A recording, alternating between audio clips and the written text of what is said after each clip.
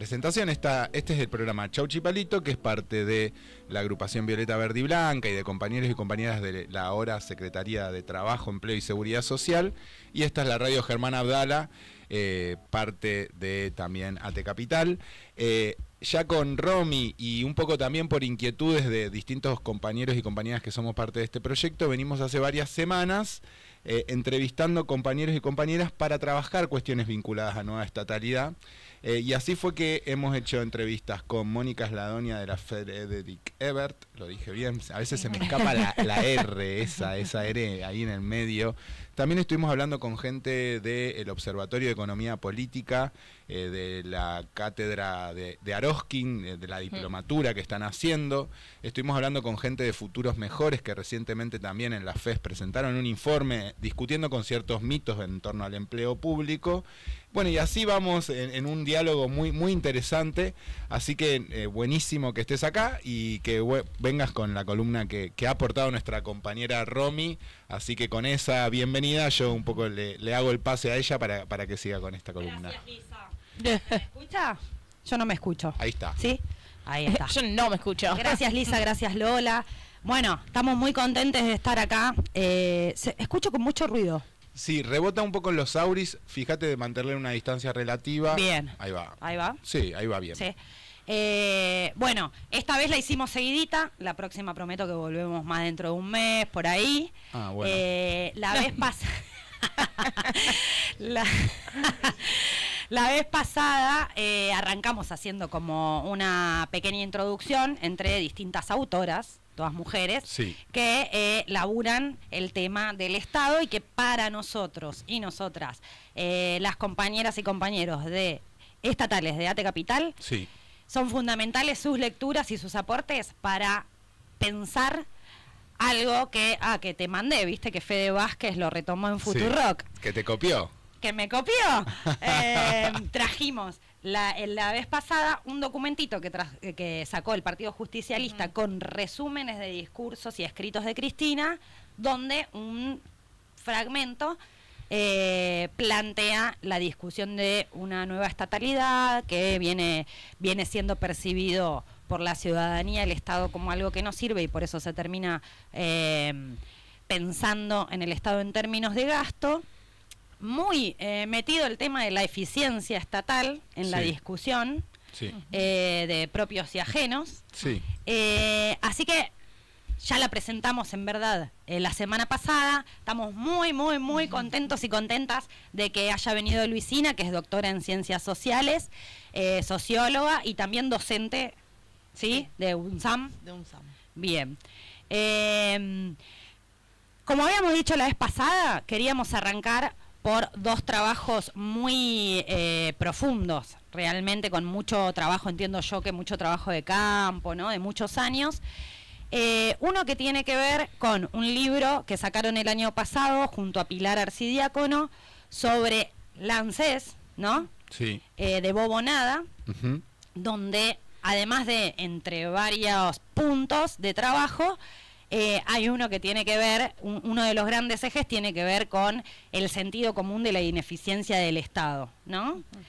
Y para nosotros hay como muchos vínculos respecto del otro gran laburo acerca de desarrollo social, sí, de que llega entre el 2003 sí, y 2008. Y el 2008, 2009. que como que el eje central tiene que ver con lo que se denomina burocracias plebeyas. Sí. Entonces queríamos primero que nos arranque contando Luisina sobre estos dos libros. Bueno, primero muchísimas gracias, un gusto enorme estar acá. Gracias por la invitación a compartir, bueno, nuestro trabajo de investigación que en un punto, digamos, tiene como horizonte también la posibilidad de aportar a la reflexividad que hoy más que nunca, ¿no? También creemos que es necesaria la reflexividad política, pero también la reflexividad sobre bueno, lo que ha sucedido en los últimos 20 años ya, ¿no? Podríamos decir, claro, con el Estado argentino, iríamos después de la crisis del 2001, ¿no? Que fue bueno, un gran cimbronazo, ¿no? En el sistema político y en la sociedad argentina, ¿no? El si primer... podés acercarte un cachito ahí, perfecto. Perdón, ahí Está, mejor. ahí Bueno, mejor, bárbaro. sí, bárbaro. No, decía como que el primer trabajo al que recién aludía Romina es un libro, digamos, que yo escribí en base a lo que fue mi tesis de doctorado, que se llama Burocracia Plebeya, la trastienda de la asistencia social en el Estado argentino, y que, digamos, lo escribí en base a una etnografía en el Ministerio de Desarrollo Social que, por entonces, entre el 2006 y 2008 hice ese trabajo de campo, estaba conducido por Alicia Kirchner, y era espacio de un montón de procesos de innovación institucional, ¿no? Lo que en ese momento aparecía como eso, porque habían ingresado organizaciones territoriales, ¿no? Me acuerdo en ese momento era Barrios de Pie, la Federación Tierra y Vivienda, que tenía mucho trabajo de base, y por primera vez, ¿no? Habían asumido responsabilidades de gestión pública oficial, ¿no? Esto era una búsqueda también de la gestión. Era una búsqueda del gobierno, ¿no? En ese momento el gobierno de Néstor Kirchner apelaba a la transversalidad, entonces, tanto en desarrollo social como en derechos humanos, es decir, convocaban a organizaciones de la sociedad que habían hecho trabajo de gestión, ¿no? de gestión política en la sociedad para que hagan eso desde el Estado y con los recursos del Estado, ¿no? Entonces, por un lado ocurría eso en desarrollo social, y por el otro lado, bueno, lo que después con el correr de los años, si uno mira desde el 2009, ¿no? Lo que pasó desde el 2003 fue una gran expansión, ¿no? De ese ministerio. Una gran expansión y una recuperación de la impronta ejecutiva del Estado Nacional sobre el territorio nacional, ¿no? Cuando antes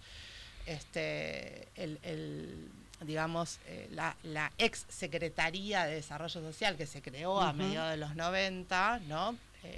Con una impronta más de especialización en los programas de combate a la pobreza, ¿no? Compensatorios de las reformas de los años 90, después se convirtió en ministerio, y con el gobierno de Néstor Kirchner, bueno, se expandió y se reapropió de la ejecución directa de las políticas de asistencia, ¿no? Entonces, hasta ahí era más de transferir. Claro, hasta ese momento, locales. Claro, la política social, socioasistencial, tenía que ver más con la asistencia a las provincias, ¿no? Bien. Financiera, ¿no? Entonces las burocracias provinciales, municipales ejecutaban, ¿no? Y eso también generaba, digamos, como la pérdida del monopolio sobre la voz, ¿no? De la política social, el estilo de la política social y la posibilidad de acreditar políticamente también la política social. Claro que la política social era muy testimonial, por otro lado, ¿no? Es decir, como que la envergadura de lo, ¿no? De, no sé, el otro día justo di una clase sobre eso. Había 80.000 programas de empleo cuando fue la crisis del 2001. 80.000, digamos. Había un 25% de desocupación. Claro.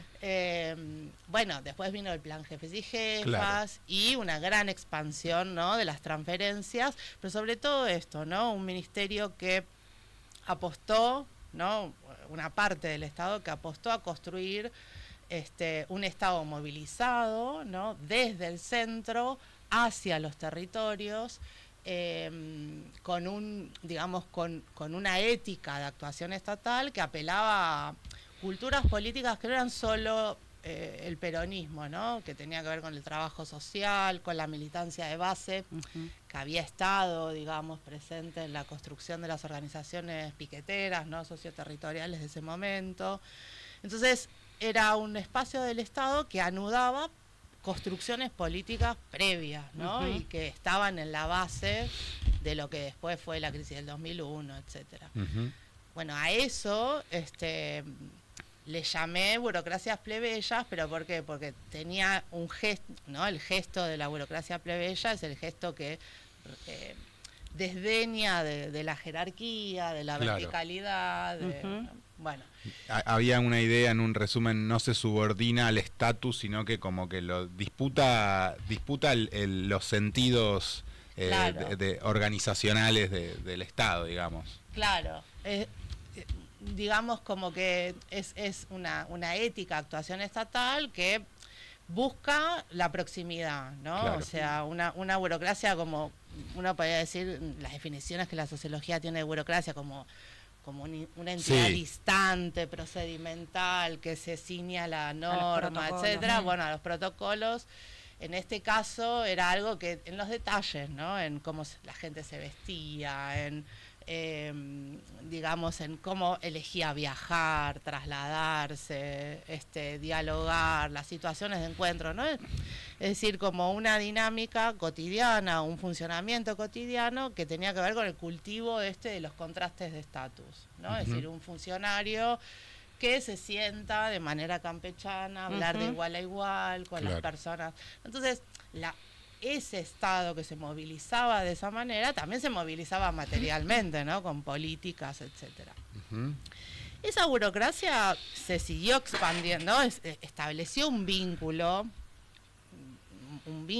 duradero, digamos, con los sectores populares desde ese momento, diría, hasta ahora, ¿no? Es decir, porque nosotros decimos es ubicua, es un tipo de cultura institucional que yo la vi claramente en el Ministerio de Desarrollo Social en ese momento, pero que uno la puede encontrar en distintos organismos, ¿no? Totalmente. Sí, en trabajo yo lo puedo observar con lo que es la identificación de muchos sectores, sobre todo de lo que es lo que era la Secretaría de Empleo y durante la gestión de Tomada con esa presencia en los territorios. Es la identificación estatal signada por ese compromiso y esa presencia territorial. Ahí ya estás como abriendo unas cosas en las que también había algunas preguntitas, o sea que... ¿Del chat?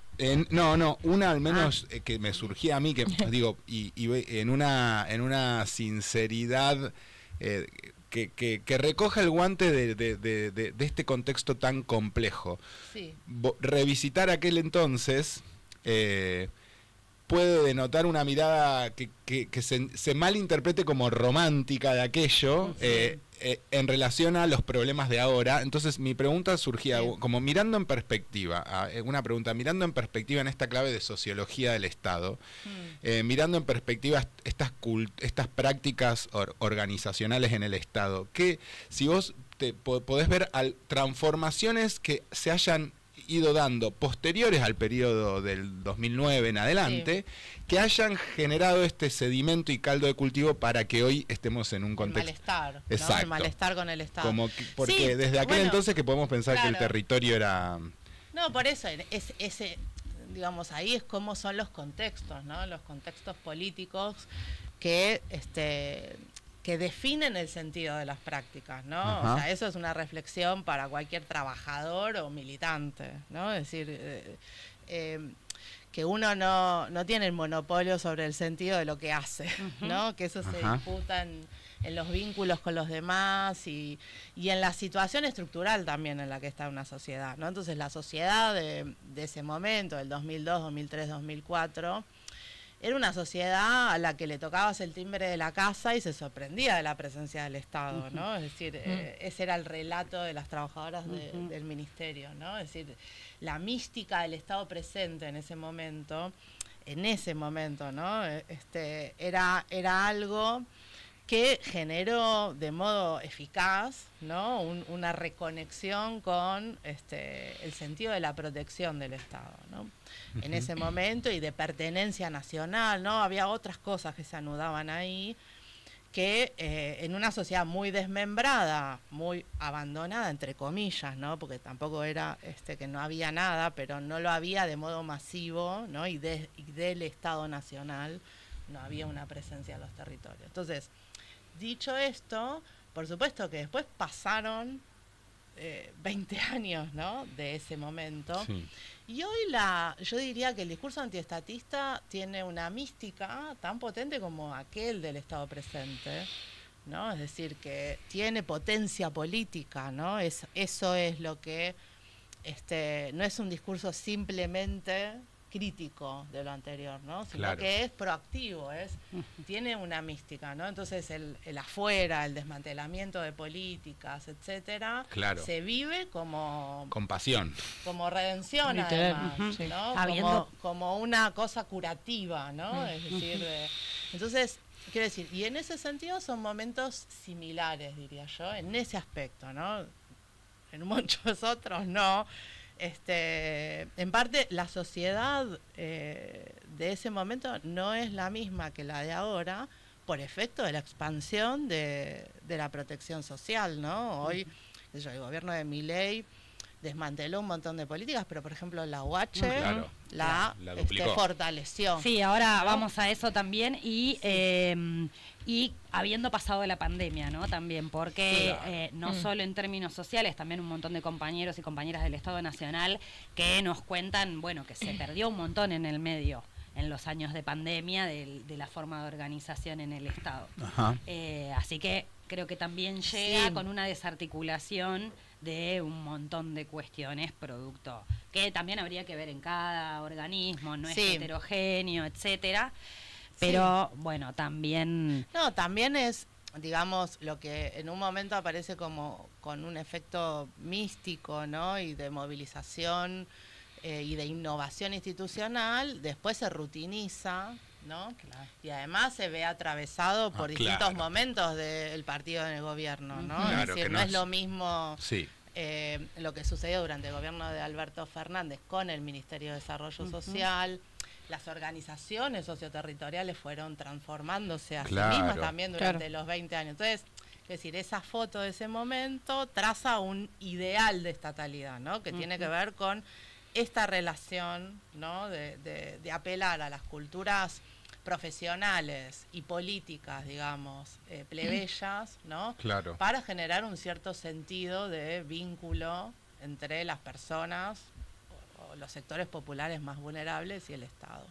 Pasa que después del 2009 en adelante el protagonismo en la producción de un vínculo de la ciudadanía con el Estado dejó de estar en desarrollo social, o más bien no estuvo solo en desarrollo social, sino Claro. que hubo un reconocimiento de, digamos, de los límites del mercado de trabajo para incorporar, ¿no? A las personas. De hecho, los niveles de informalidad nunca pudieron bajarse, Claro.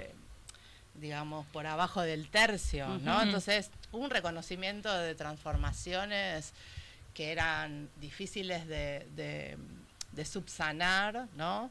Con la economía, y entonces la ANSES, digamos, que era un organismo también creado en los 90. Digo esto para que también lo tengamos en cuenta, que estamos hablando de un aparato del Estado, una estructura estatal creada en los 90, ¿no? Tanto desarrollo social como ANSES fueron organismos que se crearon con la impronta de la modernización del Estado a mediados de los 90.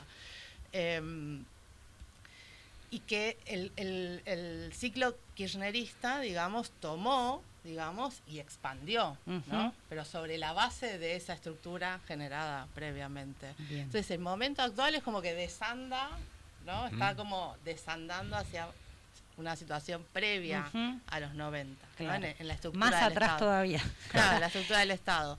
Pero bueno, ANSES es un organismo como en espejo a desarrollo social.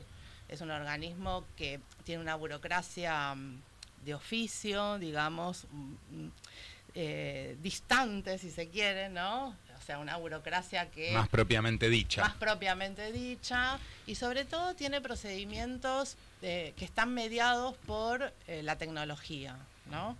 Y que generan relaciones administrativas que no son calientes, afectuosas, movilizantes como la de la burocracia plebeya, sino que son más bien previsibles, diría como... No discrecionales. no que discrecionales, tal cual. Ahí había un planteo en tanto, digo, comparando ambos, Sí. donde se planteaba que estos agentes estatales más militantes, más más territoriales, en esa relación con la jerarquía del ministerio, tenían también la posibilidad de hacer planteos respecto de que si alguien no encaja en los requisitos de algún tipo de programa, se pueda flexibilizar. Sería un poco lo contrario lo de ANSES, ¿no? Tal cual. Como más eficiente, más... Sí, o sea, no sé si diría más eficiente, pero sí es una burocracia. O sea, había, digamos, así como los de desarrollo social decían como un mantra, ¿no? Que todo se define en el territorio, ¿no? Es que había la artesanía del territorio, es donde en el encuentro cara a cara, ¿no? Ahí es donde se toman las decisiones a nivel micro, ¿no? En ANSES el mantra es los derechos salen del sistema, ¿no? Mirá. Entonces, digamos, y entonces el operador demostrador, que sería el paralelo al trabajador social, ¿no? Que va a tocar el timbre a una casa, el operador demostrador de ANSES lo que hace es cliquear, ¿no? Y si la persona está habilitada porque sus datos están de cierto modo en el sistema a ser beneficiario de ciertos derechos, bueno, lo será. Y ellos dicen con orgullo eso. Sí, no, ¿no? claro, es decir, como que acá no hay tutía. Y no hay tutía en un sentido político y en un sentido técnico. Es decir, el sistema está por encima del criterio profesional también, ¿no? Es decir, y en ese sentido genera relaciones administrativas, como decimos, articuladas por lo que compilar en el libro llamamos la política de la distancia, que es, digamos, para decirlo de alguna manera, el ascenso de una racionalidad sistémica en el gobierno de una sociedad, digamos, que se fragmenta también cada vez más, ¿no? Entonces, uno podría decir, eso fue eficiente porque generó un vínculo del Estado y la sociedad estable. Y porque fue innovador también, como fue de una manera como algo nuevo en la que la gente se podía, o sea, se veían características nuevas de repente. Totalmente. Fue innovador porque además se agarró del sistema de seguridad social. Hay muy pocos lugares del mundo donde en realidad el sistema de seguridad social previsional primero se expandió con las moratorias, ¿no? En el 2002. Pero después incorporó nuevos públicos, nuevos bienes a distribuir, es decir, la UH, pero también el Conectar Igualdad en su momento, a la distribución que utilizó a las burocracias de las escuelas, ¿no? Las direcciones de escuela, ¿no? Y ahí generó como una sinergia entre el Estado Nacional y lo que llamamos las burocracias de calle, que están diseminadas en el territorio, que es una capacidad institucional, ¿no? Entonces, lo que decimos en el libro es que contra lo que suele decirse de la Argentina, ¿no? Que tiene un Estado débil, que errático, con un Estado que está todo el tiempo loteado entre distintas organizaciones, parches, descoordinación, etcétera. Mirar al Estado a través de ANSES es mirar un hilo de continuidad histórica en la construcción de capacidades estatales. Ahí lo vemos... Lo vemos, digo, a pesar de los cambios de gobierno. No es algo... Eso, ahí ustedes plantean que contribuye a la estabilidad democrática las políticas implementadas por ANSES. Claro, el argumento es que, digamos, la actuación de ANSES, esta expansión hacia nuevos grupos sociales, ¿no? Es como una manera que decimos, la metáfora es como que el Estado va tras una sociedad que se le deshacen las manos, ¿no? Y va detrás de esa sociedad que se les hace en las manos, deshaciéndola más también, ¿no? Porque la individualiza a través de esas relaciones administrativas que exigen como dispositivos personales, ¿no? La app, el celular, el mail, ¿no? Etcétera. Imagínense que todos esos mediadores, ¿no? Son diferentes a las organizaciones sociales, los punteros, incluso los gestores privados, ¿no? Que tramitan prestaciones. Pero bueno, la estabiliza ¿por qué? Porque en realidad el problema de la sociedad argentina es que todas esas políticas no generan una sociedad menos pobre, ¿no? Ni una sociedad más igualitaria, ¿no? Lo que sí lo que sí generaron es una sociedad, digamos, más estable, ¿no? Con un sistema de protección que es masivo, que es previsible, ¿no? Que no está articulado, que interactúa con individuos sino con actores colectivos, y que por eso también es políticamente estable, ¿no? Sí. Genera gobernabilidad, por decirlo de alguna manera. Enfocado en los ingresos también, ¿no? Enfocado en los ingresos. No, me parece sumamente interesante este trabajo que vienen haciendo. Discutiéndome con lo que decía al principio, creo que no solo es poder pecar en generar una mirada romántica de lo que fue, sino volver a revisitarlo para dimensionar la magnitud de ciertas transformaciones que se generaron, y me queda sonando esta idea de nueva racionalidad sistémica como una idea en la cual también podemos ver que aquello no es que vienen a destruirlo los gobiernos que se enfrentaron o que construyen como enemigo al kirchnerismo, sino por el contrario, a erigirse sobre la base de cierta estabilidad. Me salía a pensarla como una estabilidad estratificada o una estabilidad sin ascenso, sin posibilidad de ascenso social, como ciertos sectores que garantizan pisos, o sea, que alcanzan pisos a través del sistema del Estado, pero no intentemos ni que aspiren a mejores condiciones de vida o a ascender en términos en términos de ascenso social, digamos.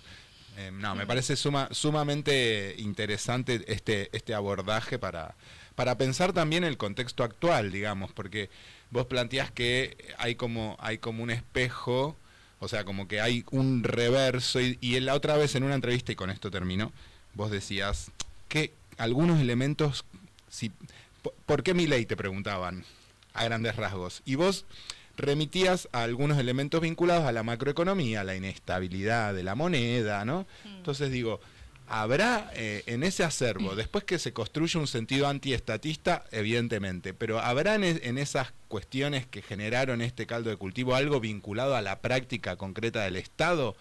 O sea, ¿vos ves que haya sido el Estado en su cultura organizativa o en sus prácticas la que generó este nivel? Sí, más allá de la moneda, la economía, ¿no? No, a ver, yo creo que... no es una cosa u otra. Claro. Que el malestar, digamos, que genera la inflación, un contexto inflacionario, digamos, sobredetermina el resto de los malestares, ¿no? Claro. O sea, como que... es difícil pensar una cosa sin la otra. Claro. Lo que es cierto es que, digamos, el sistema de protección estatal argentino, o sea, de derechos sociales, por decirlo de una manera más sencilla, es fragmentario, ¿no? Es decir, pero siempre lo fue. Eso no es una... me es difícil atribuirle a los últimos 20 años ese carácter, porque los últimos 20 años lo que hicieron fue justamente expandir hacia expandir, ¿no? Es como estirar la colcha, pero la colcha, como la sociedad se le va deshaciendo, ¿no? Al Estado, si se quiere, entonces la colcha siempre deja afuera, y cada vez deja afuera a más gente. El fenómeno es que los que quedan afuera de esas protecciones, hoy es como que una parte importante de esas personas tienen malestar, ¿no?, con respecto a las burocracias del Estado y esas protecciones, pero además no quieren ser protegidos, ¿no? Entonces la interpelación a esos sectores, ¿no?, y eso tiene que ver con cambios en la subjetividad, ¿no? Es decir, que vienen de lejos, que no es algo que surgió en los últimos 2 años, que la pandemia profundizó, ¿no? Es decir, pero bueno, los trabajadores de plataformas no quieren ser protegidos, no quieren regular sus condiciones de trabajo, porque hay algo de la flexibilidad que, es decir, hay algo que cambió en las dinámicas de trabajo y en lo que significa estar protegido subjetivamente, ¿no? Que también exige nuevas discursividades para interpelar a esos sectores, ¿no? No quieren estar protegidos con el Estado como es ahora, como se supone que te tiene que proteger el trabajo. Con las leyes, digamos, que uno entiende tradicionalmente que protegen al trabajador o que mejoran sus condiciones de trabajo, ¿no? Es decir, entonces, digamos, el desafío, yo creo, sindical, ahí en términos de representación, es cómo generar discursos, digamos, y cómo escuchar, cómo incorporar, digamos, esas demandas, ¿no? Las demandas que tienen, que por ahí no tienen que ver con la regulación, digamos, en la forma en la que, ¿no? Sino con otro tipo de regulaciones. Entonces, en la medida, eso digo, es el malestar también tiene que ver con eso, como un desacople, ¿no? Entre la sociedad que está adentro, ¿no? Y que incluye a los empleados públicos, ¿no? Que tienen condiciones de trabajo y que muchas veces se visualizan como privilegios, ¿no? Claro, ¿Por qué? Porque si los derechos no son universales, los que los tienen son privilegiados. Claro. Ahora, es esa idea, ¿no? que sucede en todos los estados con sistemas de derechos sociales estratificados como el nuestro, ¿no? Que no todos los sectores del trabajo tienen los mismos derechos, eso ustedes lo saben mucho mejor que yo, ¿no? Es decir, que los camioneros tienen ciertas condiciones de trabajo, los bancarios tienen otras y las empleadas domésticas tienen otras, ¿no? Es decir, entonces, digamos, cómo se ven unos a otros, ¿no? En términos de lo que uno tiene y lo que el otro no tiene, ¿no? Es esa reconfiguración también histórica donde ya no están esos vasos comunicantes de clase tan claro, la nítidos. Fragmentación es eso, claro. ¿no? Entonces, y el Estado existe no solo en sus burocracias, existe en su aparato jurídico, ¿no? Regulatorio. Entonces, y ahí también va deshaciendo a la sociedad. Lo que pasa es que, bueno, claro, el Estado hace y deshace a la sociedad a través de su aparato burocrático y de su aparato regulatorio.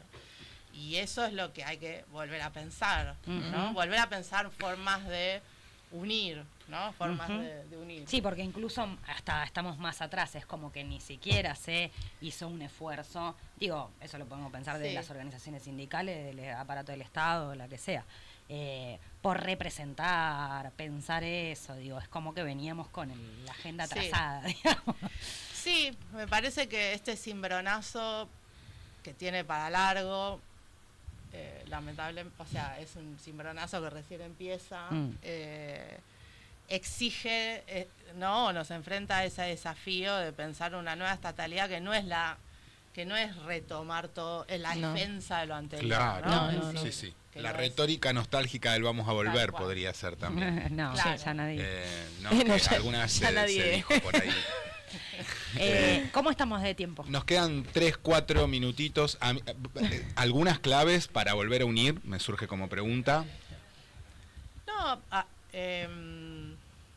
yo creo que ahora es un momento, no sé, lo digo con mucha prudencia, ¿no? Cuidado. No, yo creo que es un momento de duelo, perdón la metáfora, ¿no? Sociología y psicoanálisis.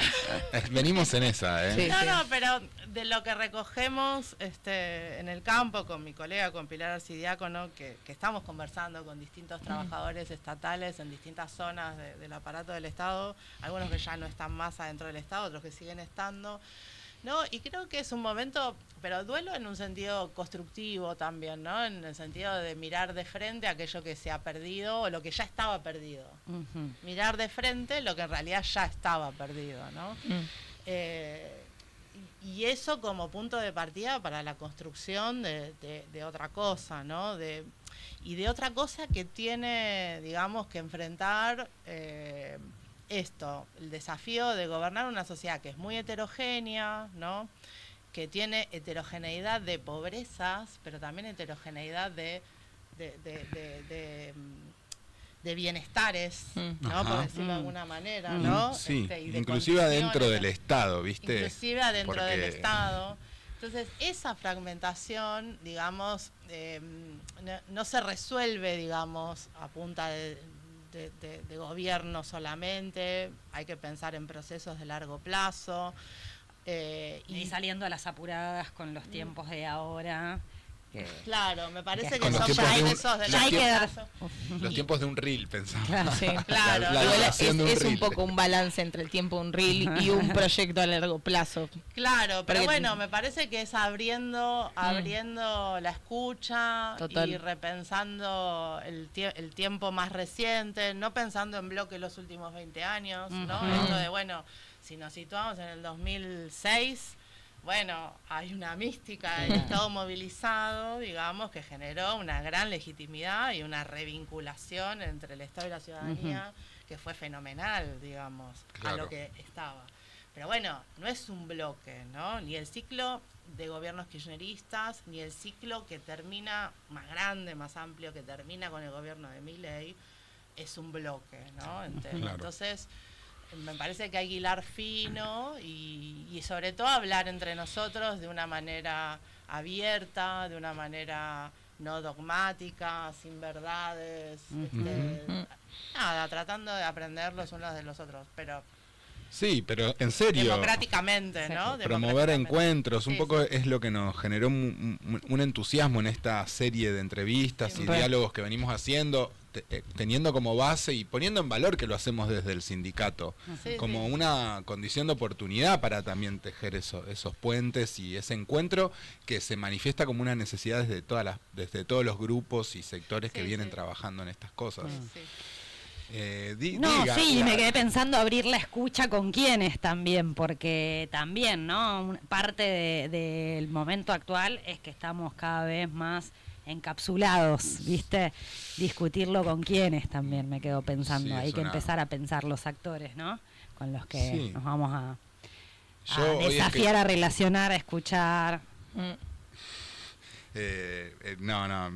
Una digresión, una digresión, pero hoy escribí un poema que termina proponiendo una moción que dice: propongo una moción, asumir la insalvable distancia entre nuestras confortables fantasías ideológicas y lo que verdaderamente somos y hacemos, empezar un nuevo camino, a favor, en contra, abstenciones, qué sé yo, porque si no se ve en todos lados. Digo, leía una reseña de tu tesis doctoral en la que se hablaba del fenómeno de aquellas figuras que van adaptándose a lo que venga en el afán de sobrevivir en el Estado, y eso un poco hoy es el denominador transversal, te diría, porque casi no hay márgenes. Yo creo también que la sobrevivencia individual puede significar también resistencia. No sé, hay trabajos sobre lo que pasó en Brasil con Bolsonaro, ¿no? También otro tipo de burocracia, ¿no? Pero cómo las burocracias oficiaron de defensa, ¿no? Democrática del Estado contra un gobierno autoritario, ¿no? ¿No? Y los trabajadores del Estado no son solo trabajadores, son también la memoria de políticas públicas. Totalmente. ¿No? Son también los que saben cómo se hicieron las cosas, qué funcionó bien, qué funcionó mal, ¿no? Son acervos, acervos acervos institucionales, ¿no? De ahí venía el derecho a la estabilidad. La objetivación, ¿no? Pero me parece que en todo caso tienen casi la obligación de sobrevivir, de tratar de sobrevivir. Totalmente, sí. ¿No? Y de esperar de la mejor manera posible. Chambeando un poquito, en el tiempo libre haciendo Uber, en mi caso. Sociología al volante le llamo. Claro. Bueno, está bien. Me parece como que hay que ver, digamos, los pequeños márgenes de maniobra que tengan para preservar, ¿no? Al Estado frente a un gobierno amenazante, ¿no? Sí. Bueno, genial, estamos. Sí, muchísimas. Muchas gracias, Luisina. Gracias a ustedes. Ojalá que pueda continuar. Sí, ojalá que pueda continuar. Súper interesante. Vamos a estar haciendo algunos recortes también para darle difusión a esto. Y después le vamos a pedir también contactos para que nos ayude a inflar la columna cada vez más. Sí, a amplificar el diálogo tan necesario en esto que vos decías recién. Muchas gracias, compañera. Sí, mil gracias. Gracias a ustedes. Bueno.